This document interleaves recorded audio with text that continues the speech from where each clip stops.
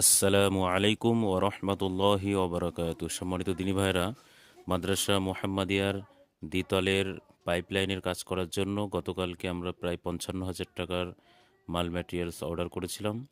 আলহামদুলিল্লাহ সেটা মাদ্রাসায় এসে পৌঁছেছে। আপনারা প্রত্যেকে খাস করে দোয়া করবেন যাতে আমরা কাজটাকে সুষ্ঠুভাবে সম্পন্ন করতে পারি।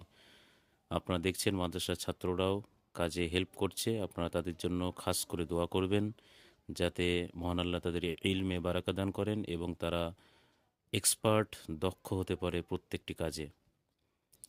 আসসালামু আলাইকুম ওরহমতুল্লাহি ওবরাকাতুহু।